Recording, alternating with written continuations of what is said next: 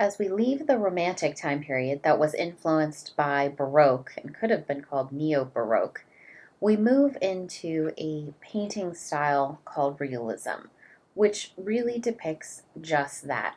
The realist artists are much more interested in depicting things they can actually see. So, direct viewer data in a scene is what we get. So, we see style and subject matter that's based on observation. We don't have heroes like David's Oath of the Horatii or Death of Marat. We don't have angels or antiquity. Classicism is not of an interest in this realist movement. What we do see, however, is the proletariat class. We see peasants, the working class, urban. The Industrial Revolution plays a huge factor into realism. We see things that artists can touch and feel. So the artists during this time period that we see Courbet as really the leading painter of this time. The Stonebreakers is really influential, and we see them being depicted without sentimentality.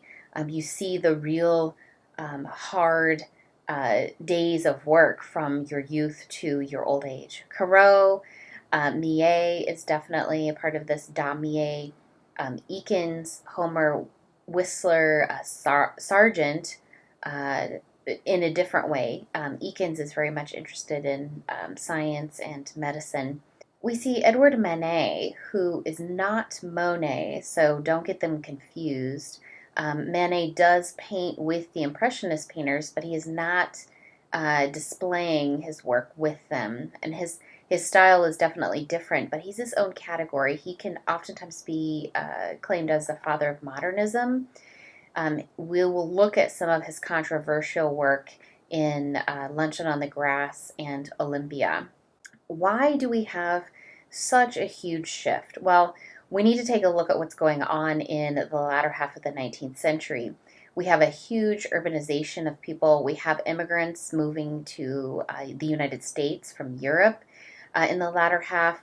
There is a rising just unrest, social unrest. There's a larger middle class, the July monarchy, the Industrial Revolution, and the machine age. There are just lots of shifts. So with that, we see those changes. We see a rejection of some of the things in the past that have been a huge factor in Renaissance through those whole entire class. So we see a rejection of that. The picturesque, the neoclassical, the anecdotal, idealism is kind of a thing of the past. And that really leads us into photography. With all of these advancements, we see this other art medium that really struggles to be seen as an art medium, but nonetheless, it brings about changes in all of these arenas, including painting. But we see photography influence science, medicine, war, how we see and view war, that we actually have images, real life images of war. We take this for granted today, that we have our cell phones, that we can instantly take a photograph, but that was not always the case. Portraiture changes. When you can go and have your portrait made in just a couple of minutes for a fraction of the cost of what a painting would have cost you, this changes the whole world of portraiture. It changes travel and exploration. Being able to just sit at home and look through photographs of somewhere extravagant, like Alaska or Egypt, or even the United States, for that matter. The West hadn't been seen by everyone's eyes. That really changes. The world. With those technological advances, we see in the machine age there's new materials for artists. So you have collapsible 10 tubes that allows the Impressionist painters to go outside and paint for the first time ever. We see cast iron and cast glass, so like prefabrication becomes a thing. We saw the Crystal Palace is a great example of this, how you're able to build structure much more quickly with iron and glass.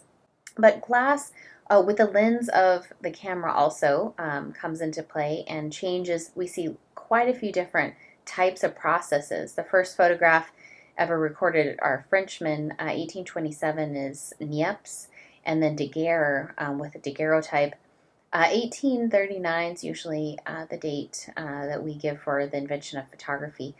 We've got some Englishmen who are working in the forefront of photography, Henry Fox Talbot and Sir John Herschel, both gentlemen who are making advances. We look at some work by Nader, and his portraiture is influential, of course, but we see aerial photography for the first time.